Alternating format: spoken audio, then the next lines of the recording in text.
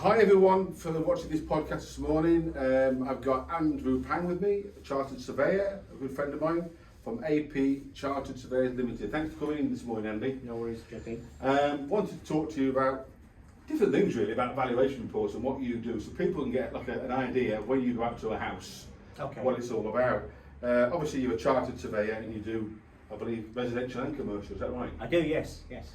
Okay, so firstly, can I first of all ask you, what exactly is a bank looking for when you go out to the house to do a normal mortgage, a normal valuation for mortgage purposes? Okay, so for a normal mortgage valuation, our client is the bank. We have no duty of care to the actual applicant or the purchase of the property. And the primary purpose of a mortgage valuation is to make sure that the bank's money is safe. Right. So we would probably look for anything that's considered to be a structural problem or that has a significant effect on value. Right. Thank you. Okay. Thanks for that. Okay. Also, when you go out to a property and you walk through the door, tell me about the instant red flags that you pick up on straight away when you walk through a door and you know there's loads of issues. Well, as we're approaching the property, that's where the survey really begins. So we approach the property, so we're looking at the street and its surroundings to see if there's anything that could affect lending. As we're walking up the driveway or the footpath, we look to see if there's any major structural issues that we can see. The type of property as well often gives us an indication of what we're likely to find inside. And in particular with buy-to-lets, lenders will expect the surveyor to keep an eye out for any potential problems with occupation. So for example, if it's a traditional buy-to-let, and my client is Joe Bloggs, if Joe Bloggs answers the door, it's potentially not buy-to-let. Gotcha, right. So we keep a lookout to see, are the tenants really tenants in buy-to-let situations? If it's a straightforward purchase, then we're looking to see whether or not there are any long-term issues that we could see. For example, we could walk in and we get hit by a massive humidity, which could indicate a damp problem, for example. Right. But yeah, so our eyes and ears are open as soon as we walk up to the house. And again, you're protecting the bank. The idea is to protect the bank, not the purchaser. Right, thanks for that. Can you also tell me, how do you assess your valuations compared to the estate agent? Because we all know that estate agents put things up at fortunes of money. Not all of them, some of them do price them right. What are your processes and how do you arrive at? Obviously you go out to some properties that are at 199, 950, you go out to say it's solid 168. Well, in general, in principle, the valuation process is very similar. So we will look at particular databases, so land registry records. We look at Rightmove, for example, as a good database and source of information, as would an estate agent. But the estate agent's primary purpose is to offer a house to the market. So their asking price is not necessarily what it's worth. Right. Whereas as a chartered surveyor and registered valuer, our role is to actually put a figure which we feel that the house would freely exchange for on the open market. So it's not an asking price, that's not a fire sale price. For example, if we're looking at a repossessed property, we're looking at a fair value and figure for the value of the property. Right, thank you.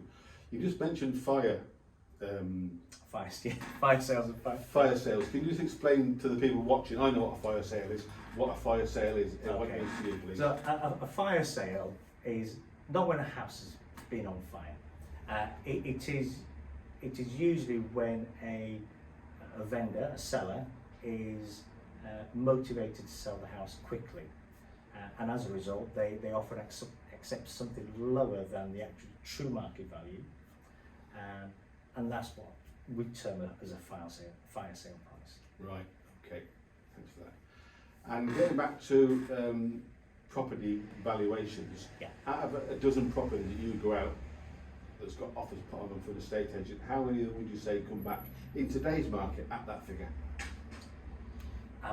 Probably about 70%, right. Maybe less, depending on how the market's going. Our job for a bank in particular is to try and predict if there's any potential problems. And at this moment in time, we're experiencing economic factors such as high interest rates, cost of living crisis, and that's affecting the affordability of a purchaser, because the bank will look to see how can they service the loan, and if the cost of living is likely to increase, the amount that a person's got available to pay the mortgage is going to start decreasing, and that's what the bank are looking for.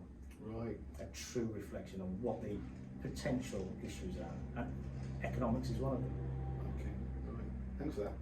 Could you also explain to people watching this, when they go out to a property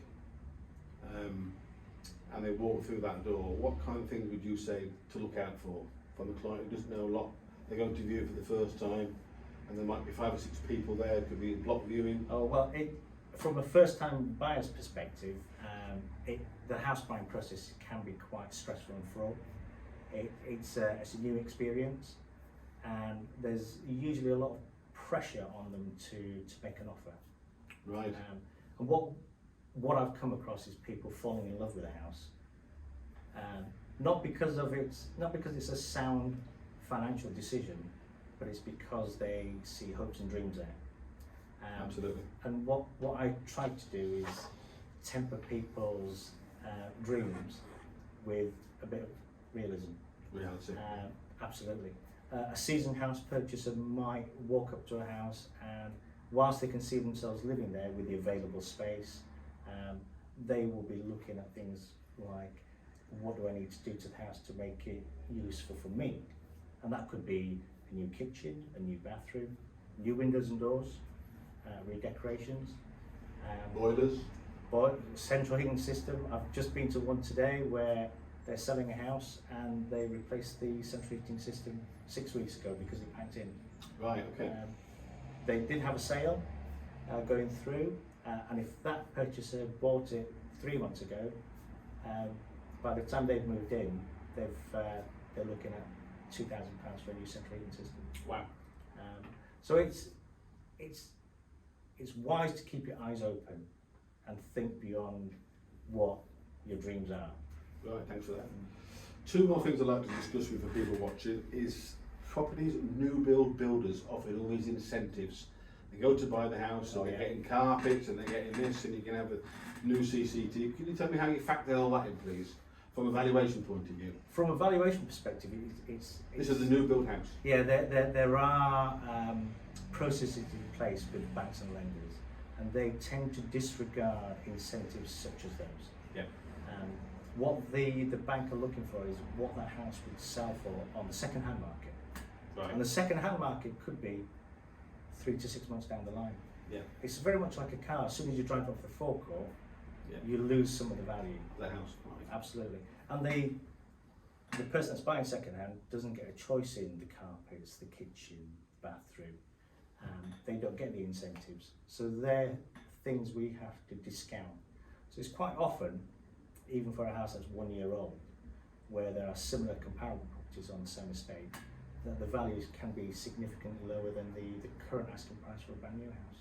Right. Thanks for that. Can you also just touch on comparables, please? What you do when you do your valuation for comparables? Oh yeah. So to satisfy the lender, the bank, as a valuer for mortgage purposes, we have to provide at least 3 comparable properties within a short distance of the property, which have sold within the last 6 months. Now that can often be very difficult to source, and then we look for values of houses which have sold in a wider market, and that's where the professionalism comes in, because we have to adjust house prices to account for differences in area, age and condition. Right. Okay. Thank you. And one more also, can you just touch on council right to buy valuations, please? Or right to buy valuations, yeah. People buying a house in the council. So if you're buying a house from the council, they will usually come round, they will value the property, but they will usually disregard elements such as tenant's own improvements. So for example, if a tenant has decided to add a garage or conservatory obviously with the council's consent. As part of that valuation, that element is usually disregarded. But it's usually based on the same principles as a standard valuation, which is comparable evidence of similar properties. Right. And also, what I'd like just to touch on also is properties, when you, if you just cover very briefly, home buyers report please, what does it contain? It's very difficult to cover briefly. Yes, very briefly for people watching, home buyers report, I know it's quite an advanced report, Yeah. but let me tell you what I do at mine. When someone comes to see me for a mortgage, and I set the mortgage up, and the house is tired, and it's old, 1760, Yeah. I'll then usually say, I recommend a home buyers report, and these are the reasons why. But over to you about that. So the home buyer report is a product specifically designed by the RICS, which is the Royal Institution of Chartered Surveyors. It's a report designed to help the actual purchaser rather than the bank. We can also provide, there's two forms of it, one with a valuation and one without. And that's to either support for example, a private sale, or to confirm what the bank valuation has actually said on value. Now, when we go out for a home buyer report, it's a comprehensive survey and report. We look at the house top to bottom, so we look at the chimneys, the roof, the guttering, the external walls and the windows and doors. And then internally we're looking at the roof space, ceilings, walls, floors. We also look at the services. It's a visual inspection because we're not qualified gas engineers or electricians, but we can have an educated opinion on the condition and the costs. Right. And typically I'm finding that when I go to look at a house, there's between £2,000 and £10,000 worth of work required to a house, which a purchaser wasn't aware of. Wow, that's significant. Yeah. Wow. And that's the main difference. Okay. And also, a couple of other things I want to talk to you about is auctions. Do you get involved doing properties for people that buy at auctions? We usually get called in very late in the day because the auction process is very quick. We do get called out to provide valuations and reports for purchasers, potential purchasers, before they make a bid, because they obviously want to go with an informed and educated opinion about our property. That process usually is fast moving, and if we can get around, then we can provide a suitable valuation based on what we can see, so that a purchaser doesn't overspend when they're in the hothouse environment or the auction room. Yeah. And people do get carried away and they overspend. Right. Thanks for that. Thank you.